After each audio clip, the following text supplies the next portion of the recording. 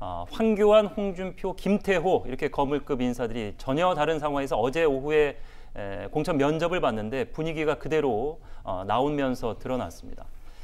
일단 뭐 황교안 대표는 굉장히 지금 분위기가 좋은 상황이기 때문에 면접도 잘 진행됐다고 알려졌는데 문제는 이제 이 두 인물입니다. 이 두 인물이 양산을 창원, 성산, 그러니까 본인들이 이제 고향 출마는 일단 접어가는 상황이었기 때문에 이렇게 정리가 되지 않겠느냐라고 했는데 또 그게 아닌 것 같습니다. 면접장을 나오면서 홍준표 의원이 수도권에서 20년 이상 나 봉사했는데 이러면 됐지 않느냐 이렇게 볼멘 소리를 하면서 양산을도 안 된다는 취지의 얘기를 했다고 얘기를 했습니다. 그러니까 본인이 이제 양산을 정도는 내가 나갈 수 있다 이렇게 한 번 고향 출마 의사를 접었는데 이마저도 묵살하고 서울 강북으로 가라고 한다. 이것까지 내가 제지당하면 이거 나 나가라는 얘기 아니냐. 나 무소속 나갈 수도 있다라는 취지의 얘기를 했습니다. 정계 은퇴는 당연히 안 하실 거고 보이고 황교안과 만남도 취소당했다고 하는데 이제 실제로 이제 황교안 대표가 뭐 공천 면접 중이기 때문에 지금은 적절치 않다라고 얘기한 것으로 보입니다.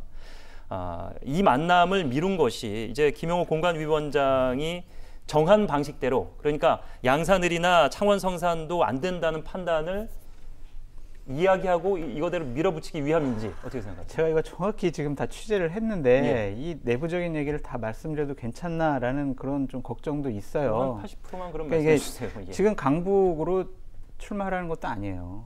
근데 본인은 왜 그렇게 얘기를 했죠? 어제 나오면서? 그쪽으로 얘기하는 거 서울이라고 얘기했고 서울 얘기를 했죠. 구로울로 출마하라고 그랬대요. 아. 거기서 구로울 아니면 당신 불출마해라 이렇게 얘기했다는 거예요. 예. 지금 구로울 같은 경우는 윤건현 전 청와대 국정기획상황실장이 나가고 있는데 이제 비어 있는 자리인데 대항마가 이제 누가 될지. 그렇죠. 그래서 거기 나가라고 해가지고 본인이 예. 어마어마하게 충격을 많이 받았다고 하더라고요. 사실은 그 전에 그 김용호 위원장하고 이사견 부위원장이 전화를 해서 예. 자, 당신 이제 밀양 접고 양산 가라. 우리도 그렇게 다 정리했다. 그러니까 밀양의 지지자들도 다 정리하고 양산 빨리 가셔가지고 거기 예비 후보자들도 다 좀 다독이고 정리 좀 해라. 네. 우리가 다 곧 결정을 내겠다라고까지 했대요. 예. 근데 갑자기 지금 기류가 바뀐 겁니다. 이것은요, 황교안 대표의 뜻이 들어가 있지 않으면 이렇게 기류가 안 바뀌어요. 얘기를 들어봤더니 박완수 사무총장하고 원영석 부총장이 저 사람은 무조건 양산도 안 된다. 네. 서울의 가장 험지에 보내야 된다. 견제가 들어가는 겁니다, 지금.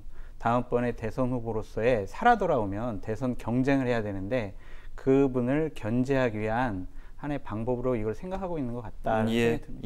홍준표 대표 전 대표 의원에 대한 얘기는 이제 뉴스에도 제가 아무리 찾아봐도 없었는데 구로을을 얘기했다. 이게 이제 팩트가 된다면은 언론에서 보도가 되겠습니다. 김태호 전 경남지사는 그럼 어떻게 되는 거냐? 자, 고향 출마를 계속해서 고집하고 계시고 본인은 억울하다는 입장을 아직도 견지하고 계신데 고 노무현 대통령의 성지 김해에서 2번의 승리를 했다. 본인이 이제 그만큼 치적이 있다라고 이제 얘기를 하면서 지금은 고향과의 약속과 믿음 어떤 명분보다 중요하다. 고향이 나를 원한다. 이렇게 명분까지 얘기하고 있는데 기자가 그렇다면은 지금 공관위에서 다른 지역을 보는 것 같은데 다른 데 공천하면 어떻게 하시겠느냐 했더니 그때 가서 정할 것이다. 그때 가서 정한다는 얘기는 본인의 의사가 틀어지면은 무소속 가능성도 여전히 가지고 있다. 예. 김태호 전 지사는 좀 이번에 만약에 떨어지게 될 경우에는 앞으로 정치 생명을 장담하기 어렵다고 하는 위기의식을 갖고 있을 거라고 생각하고요. 예. 다른 한편으로는 또 억울한 마음도 있을 겁니다. 당이 출마하라고 2번이나 요구를 했고 2번 다 고배를 마신 경험도 있거든요. 그렇기 때문에 나는 당에 그만큼 헌신할 만큼 했다. 이번엔 좀 나를 놓아달라라고 하는 그런 마음도 갖고 있지 않을까 싶습니다. 그러니까 앞으로 어떻게 당에서 더 출마 요구를 하고 창원 성산 쪽으로 가라고 지금 얘기를 하고 있다고 하는데 예. 그쪽으로 가라고 할지는 모르겠지만 그렇게 만만히 움직일 수 있는 상황은 아닐 것이다 라고 생각하고요. 예. 그리고 앞서 이제 그 홍준표 전 대표 말씀하셨는데 이 홍 전 대표 공천과 관련해서 이 황교안 대표의 입김이 만약에 들어갔다고 하면 공관위를 지금 당대표가 영향력을 발휘하고 있다고 하는 얘기가 되지 않겠어요? 근데 그거는 아마 당내에서도 분란이 일어날 가능성도 저는 있다고 보고요. 그러니까 그 당대표는 공정하게 지금 공관위가 운영이 되어야 한다고 얘기했고 예. 당대표 입장에서 공관위 공천에 개입하지 않겠다고 얘기를 한 거 아닙니까? 예. 근데 당대표가 그걸 개입을 했다고 하는 것은 나중에 굉장히 부정적인 효과로 이어질 가능성이 있다고 보고요. 예. 홍준표 전 대표가 이 문제를 키운 거는 제가 볼 땐 역시 홍 전 대표다라고 저는 개인적으로 생각했는데요. 이 문제를 키우면서 서울로 안 오겠다고 하는 뜻 아니겠습니까? 결국은. 그러니까 이 문제를 키움으로 인해서 양산을로 계속 가겠다고 하는 본인의 의지를 과시하는 것이 되기도 하기 때문에 홍 전 대표를 지금 미래통합당에서 이기기는 제가 볼 때 쉽지 않아 보인다고 생각합니다. 예, 이 황교안 대표의 의중이 포함이 된 상황인지 어떤지는 이제 지켜봐야 되겠습니다만, 여하튼 김형우 위원장과 미래통합당의 구상은 명확하게 한강벨트, 한강 권역에서 승리를 가져오고 싶어하는 마음이 있는 것은 사실인 것 같습니다.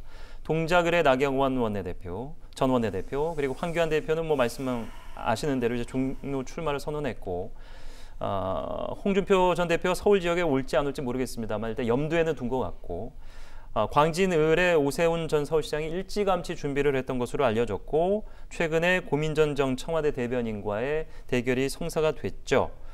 자, 이 민병두 의원이 홍준표 의원을 향해서 도발이죠. 이게 보통 이제 저희가 격투기 게임을 할 때 눈싸움을 하는데 선제 공격을 날린 것 같습니다. 동대문 을로 와라. 승부 한 번 더 해보자 마지막으로.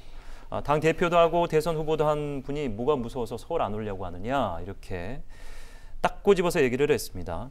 자, 그런데 이 소위 말하는 한강벨트가 이렇게 녹록할 것이냐, 여론조사에서 이제 이낙연 전 총리에게 한참 아직까지는 이제 황교안 대표가 밀려 있고, 나경원 전 원내대표 같은 경우에는 사실 모 방송사가 연일 뭐 한 달에 한두 번씩 자녀의 이 부정 입학과 관련된 보도를 대놓고 하고 있는 상황이고, 오세훈 시장 같은 경우에는 이제 고민정 전 청와대 대변인, 물론 정치 신인이지만 녹록치 않은 인사를 만나게 됐고, 그리고 홍준표 전 대표가 오더라도 이제 앞서 얘기 말씀해 주셨는데 뒤늦게 이렇게 등 떠밀듯이 서울로 온다고 해도 그 지역민들이 굉장히 기분이 안 좋을 것 같은데. 그래도 뭐 대선 후보급이고 예. 당의 지도자가 급이었고 인지도와 뭐 지지도가 있는 분이기 때문에 이분이 처음 정치를 시작하는 분이 아니잖아요. 예. 그렇기 때문에 가면은 또 선거판을 확 뒤집을 수 있는 그런 능력이 있는 분이다라고 말씀드리고 싶고요.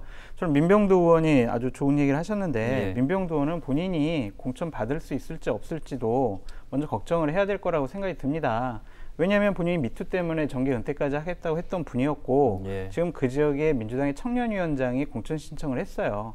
경선을 하게 될 텐데 그 부분을 어떻게 본인이 뚫고 나갈 수가 있을지 그 부분도 한번 봐야 될 것 같고, 예. 하여간 이 한강 벨트에 인지도와 지지도가 높은 분들을 배치하는 것 자체는 나빠 보이지 않은 그러한 전략적인 선택으로 보여집니다. 예.